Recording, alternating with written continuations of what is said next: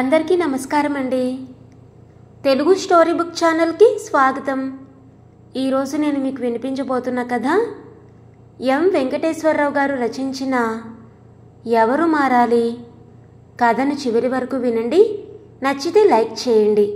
కొత్తగా మన ఛానల్ని చూస్తున్నట్లయితే కనుక సబ్స్క్రైబ్ చేసుకోవడం అస్సలు మర్చిపోవద్దు. మరిక కథలోకి వెళ్ళిపోదామా. కాలింగ్ బెల్ శబ్దం వినేసరికి తలుపు తీసిన జానకమ్మ ఆఫీసు నుండి ఆలస్యంగా ఇంటికొచ్చిన కొడుకు కోడల్ని చూసి, ఏంటిరా కృష్ణ, ఇవాళ ఇంత లేట్ అయింది అంది. ఏం చెప్పమంటావమ్మా, ట్రాఫిక్ జామ్లో ఇరుక్కుపోయాం అంటూ లోపలికొచ్చి బ్యాగు టేబుల్ మీద ఉంచి బూట్లు విప్పుతూ ఉంటే వెనకాలే వచ్చిన వసంత చేతిలో ఉన్న పార్సిళ్ళు హ్యాండ్ బ్యాగు టీపాయ్ మీద పడేసి లోపలికి వెళ్ళింది.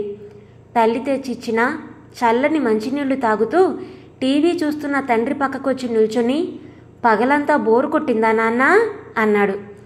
బోరే ఉందిలే, టీవీ ఉందిగా అన్నాడు రాఘవయ్య చూస్తున్న సీరియల్ మీద నుండి దృష్టి మరల్చకుండా. వసు, కాఫీ పట్రా భార్యని పిలిచాడు. కొడుక్కి కాఫీ, భర్తకి టీ తెచ్చిస్తున్న తల్లితో, నువ్వెందుకమ్మా, వసంత తెస్తుందిగా అన్నాడు. ఇప్పుడే కదరా వసంత కూడా వచ్చింది, కాస్త విశ్రాంతి తీసుకొని అంది. అంతలో వసంత మొహం కడుక్కొని హాల్లోకి రావడం చూసి, వసంత, నీకు కాఫీ కలిపాను, తెచ్చుకో అంది. కాఫీ తెచ్చుకొని అత్తగారి పక్కన కూర్చుంది. కాఫీ తాగాక టీపాయ్ మీదున్న పార్సిళ్ళు తీసి భర్తకిచ్చింది. నాన్నా, ఈ బట్టలు మీకు అని పంచలు చొక్కాలు తండ్రి చేతికిచ్చాడు కృష్ణమోహన్. ఎందుకురా ఇంత ఖరీదువి, రోజు కట్టుకునేట్లు మామూలువి తక్కువలో తేలేకపోయావా? ఏముందిలే నాన్న, వచ్చేది వేసవి కదా, మెత్తగా హాయిగా ఉంటాయి. అత్తయ్య, మీరు ఈ ముదురాకుపచ్చ చీర కట్టుకొని చాలా రోజులైంది. ఇదేమో ఆఫ్ వైట్ జరీ అంచు చీర, మీకు బాగుంటాయని తెచ్చాను అంటూ వసంత అత్తగారికి చూపించింది. వచ్చిన ప్రతిసారి బట్టలు ఎందుకర్రా అంది జానకమ్మ కాఫీ గ్లాసులు తీసుకెడుతూ. రాజేష్కి సౌమ్యకి తేలేదా అన్నాడు రాఘవయ్య. వాళ్ళకి మేము తెచ్చేవి కుట్టించేవి నచ్చవు. ఒకసారి మేము ఇలాగే తెచ్చి తిరిగి వాపస్ చేయాల్సి వచ్చింది. అందుకే వాళ్లకు కావలసినవి వాళ్లే వెళ్ళి తెచ్చుకుంటారు అన్నాడు కృష్ణమోహన్ పేపర్ తిరగేస్తూ. వాడు వేసుకొని తిరిగే డ్రెస్సులు చూస్తూనే ఉన్నాంగా. గోనె పట్టాకి ఇంతెంత పొడవున వేలాడే తాళ్ళు, ప్యాంట్లకి మాసిక వేసినట్లు చుట్టూ జేబులు, పొట్టి చొక్కాలు, కండలు కనిపించే బనీన్లు. ఇహ నీ కూతురు సరే సరి, వంటికి అతుక్కుపోయినట్లు ప్యాంట్లు బనీన్లు, ఎటుపోతున్నారో అర్థం లేకుండా అసహనాన్నంతా మొహంలోకి తెచ్చుకొని అంటున్నాడు తండ్రి. గోనె పట్టాలో ఏమో వాళ్ళిష్టం, కాలంతో పరిగెత్తే వాళ్ళని మనం కళ్ళాలే సాపితే ఆగుతారా నాన్న? ఈ విషయమేరా నీలో నాకు నచ్చంది. తండ్రిగా వాళ్ళని సరిదిద్దాల్సింది పోయి సర్దుకుపోవాలనుకుంటున్నావు కాబట్టే వాళ్ళు నీ మాట ఖాతరు చేయడం లేదు. 24 గంటలు చేతిలో సెల్ ఫోన్లు, అర్థం లేని కబుర్లు, ఎవరితో మాట్లాడుతున్నారో ఏం చేస్తున్నారో అర్థం కావడం లేదు. అసలు వాళ్ళు ఎలా చదువుతున్నారో అదైనా కనుక్కుంటున్నావా? అది వాళ్ళ ఇష్టానికే వదిలేసి ఊరుకుంటున్నావా అంటూ మాటలతో పొడుస్తున్న తండ్రికి ఏం చెప్పాలో ఎలా చెప్పాలో అర్థం కాక అక్కడి నుంచి లేచి లోపలికి వెళ్ళాడు కృష్ణమోహన్. సంభాషణ శృతిమించకముందే తేరుకున్న జానకమ్మ భర్త దగ్గరకొచ్చి, మీరు ఊరుకోండి, కాలేజీలో చదువుకునే అందరి పిల్లల్లానే వాళ్ళును. మీరు భూతార్థం నుంచి చూస్తే ప్రతిదీ విచిత్రంగానే కనిపిస్తుంది. మీకు చెప్తేనేమో కోపం వస్తుంది. లేచి రండిలా, రైతు బజార్కి వెళ్ళి కూరలు తెద్దాం. అక్కడే ఉన్న కోడలు ముందు భార్యని ఏమీ అనలేక బయలుదేరాడు రాఘవయ్య. రాఘవయ్య జానకమ్మ రైతు బజార్ నుంచి తిరిగొచ్చేసరికి సౌమ్య టీవీ చూస్తోంది. వాళ్ళిద్దరినీ చూసి, ఎక్కడికి వెళ్ళారు నానమ్మ? కూరలకు వెళ్ళాం. రాజేష్ రాలేదా? లోపలున్నాడు అని చెప్పి మళ్ళీ హిందీ సీరియల్లోకి తల తిప్పింది. కృష్ణమోహన్ ఫోన్లో మాట్లాడుతున్నాడు. రాజేష్ లోపల నుంచి వచ్చాడు. డాడీ, డబ్బులు ఇవ్వండి అన్నాడు. ఫోన్లో మాట్లాడుతూనే లోపలికి వెళ్ళి 5 నిమిషాల తర్వాత వచ్చి, ఇదిగో 5,000, ఇద్దరూ జాగ్రత్తగా వెళ్ళి మీకు కావలసిన బట్టలు తెచ్చుకోండి అని ఇచ్చాడు. థ్యాంక్స్ డాడీ అని ఇద్దరూ బయలుదేరారు. చీకటి పడిందిగా, రేపు పగలు పంపొచ్చుగా అన్నాడు రాఘవయ్య. పగలంతా కాలేజీలకు వెళ్ళొస్తారుగా నాన్న, అయినా రాగానే ఏం వెళ్తారు చెప్పు, అదీగాక ఇక్కడ ఉదయం షాపులు తెరిచేసరికి 11 అవుతుంది. అది సరే, 5,000కి ఎన్ని జతలు వస్తాయి? ఎన్నోనా, చెరో జత. ఆయన నోరెళ్లబెట్టి కొడుకు వైపు చూశాడు. వీళ్ళని నువ్వు గారం చేస్తున్నావు, ఒక్క జత బట్టలకి 2,500. తండ్రి మాట పూర్తవక ముందే అక్కడి నుంచి లోపలికి వెళ్ళాడు కృష్ణమోహన్. కొడుకు తన మాటకి బదులివ్వకుండా లోపలికి వెళ్ళినందుకు రాఘవయ్యకు కోపం వచ్చినా ఏమీ అనలేక చూపు మరల్చాడు అసహనంగా. కృష్ణమోహన్ రైల్వేలో అకౌంట్స్ డిపార్ట్మెంట్లో ఆఫీస్ సూపరింటెండెంట్. భార్య వసంత ఎల్ఐసిలో పనిచేస్తుంది. కొడుకు రాజేష్ ఇంజనీరింగ్ 2వ సంవత్సరం, కూతురు సౌమ్య ఇంటర్ 2వ సంవత్సరం. Raghavayya retired school teacher. Retire అయ్యాక కొడుకు దగ్గర కొన్నాళ్లుండి ఇమడలేక పుట్టి పెరిగిన పల్లెటూరులో ఉన్న పాతకాలపు ఇంటినే బాగు చేయించుకొని వెళ్ళిపోయాడు. తను చెప్పినట్లుగానే అందరూ వినాలనుకునే మనస్తత్వం, దానికి తోడు ముక్కోపం.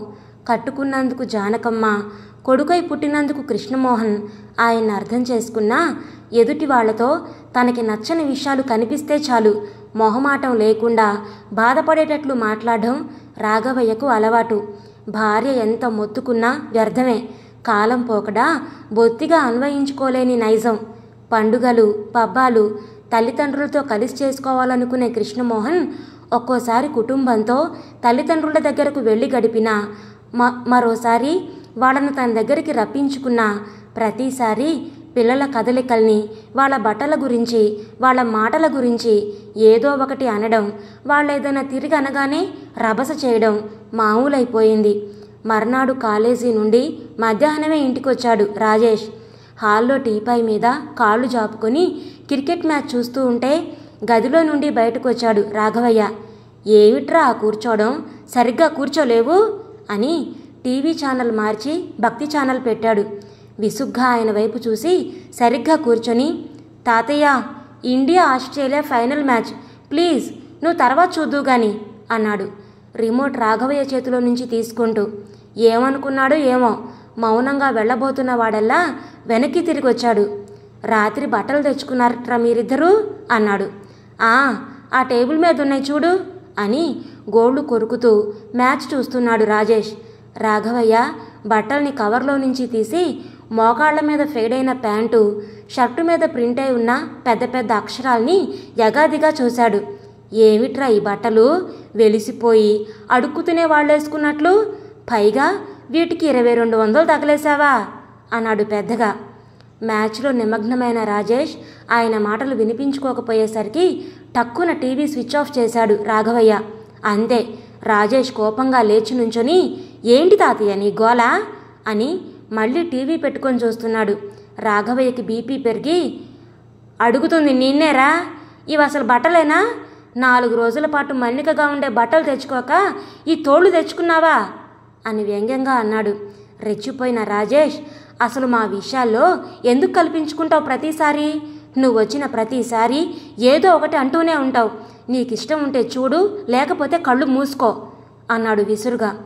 కళ్ళు మూసుకోమంటావు, నోరు మూసుకోమంటావు, పిదపకాలం పిదపబాగుడును అని అరుస్తున్న భర్త గొంతు విని భయపడి లోపల నుంచి వేగంగా వచ్చింది జానకమ్మ. సరిగ్గా అప్పుడే ఆఫీసు నుండి ఇంటికొచ్చిన వసంత విషయం విని టీవీ చూస్తున్న కొడుకుతో, ఏమిట్రా ఈ గొడవ?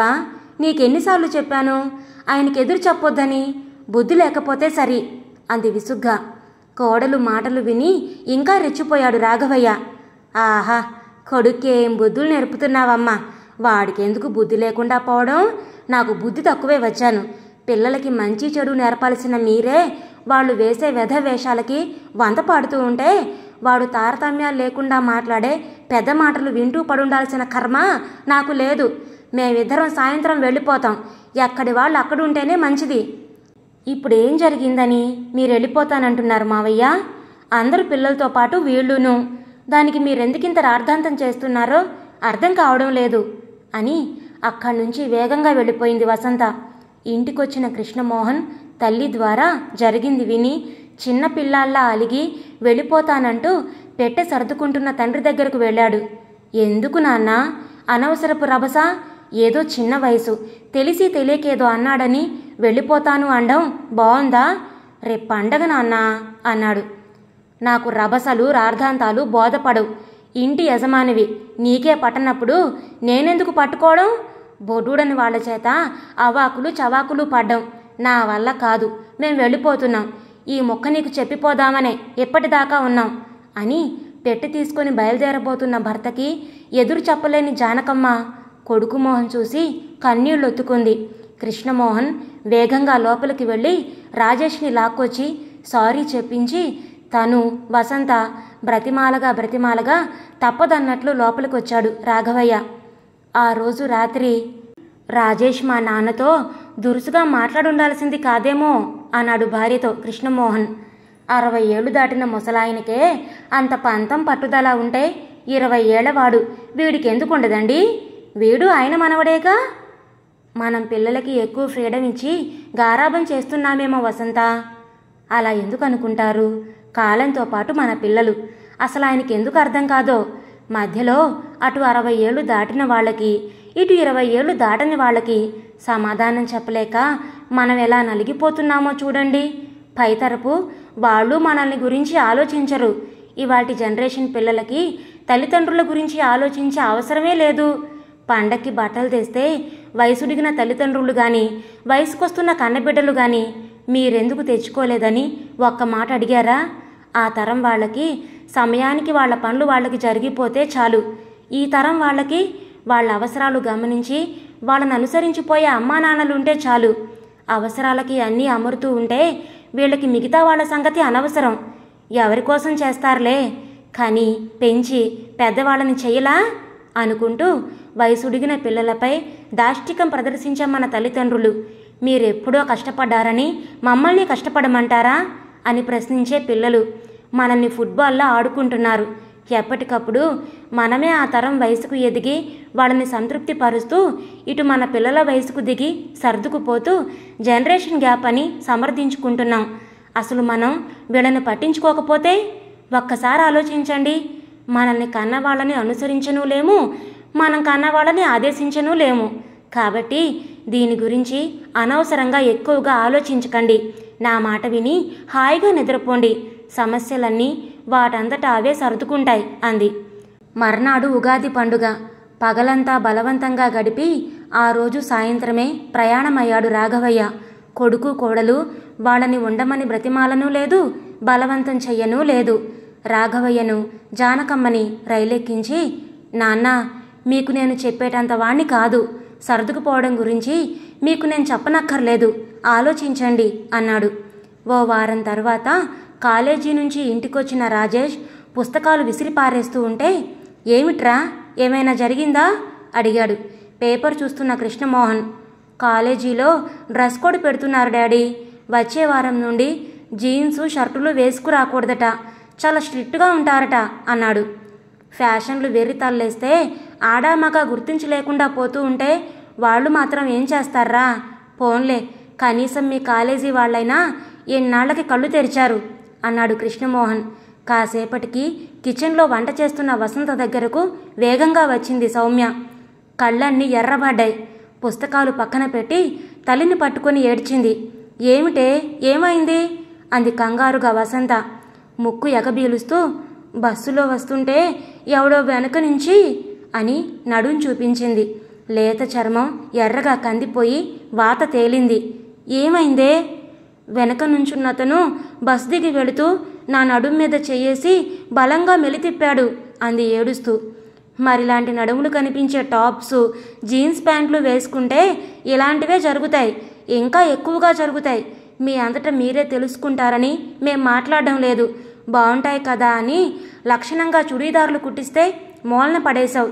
ఇప్పుడైనా అర్థమైందా? ఇష్టం వచ్చినట్లు డ్రెస్సులు వేసుకుంటే ఏమవుతుందో? ఎక్కనైనా బయటికెళ్ళేటప్పుడు ఎలా ఉండాలో ఆలోచించుకో అని పెద్దగా పట్టించుకోనట్లు వంట చేయసాగింది. వారం తరువాత రాజేష్ డ్రెస్ కోడ్ ప్రకారం కుట్టించిన ప్యాంటు, షర్టింగ్ చేసుకొని నీట్గా బ్లాక్ షూ వేసుకొని సౌమ్య చుడీదార్లో వళ్ళంతా దాచుకొని బుద్ధిగా కాలేజీలకు వెళుతూ ఉంటే మౌనంగా ఆ మార్పును ఆస్వాదించారు కృష్ణమోహన్, వసంత. ఇదండి ఈరోజు కథ. మీకు నచ్చిందా? నచ్చితే లైక్ చేయండి, షేర్ చేయండి. అలాగే మీ విలువైన అభిప్రాయాలను కామెంట్స్లో తప్పకుండా తెలియచేయండి. ఇంత మంచి కథను మనకు అందించిన ఎం వెంకటేశ్వరరావు గారికి మనందరి తరపు నుంచి ధన్యవాదాలు తెలియచేసుకుంటున్నానండి. ఇలాంటి మరెన్నో మంచి మంచి కథలు వినడానికి కొత్త వాళ్ళు మన ఛానల్ని తప్పకుండా సబ్స్క్రైబ్ చేసుకోండి. మరొక మంచి కథతో మళ్ళీ కలుద్దాం. అప్పటి వరకు ఉంటానండి.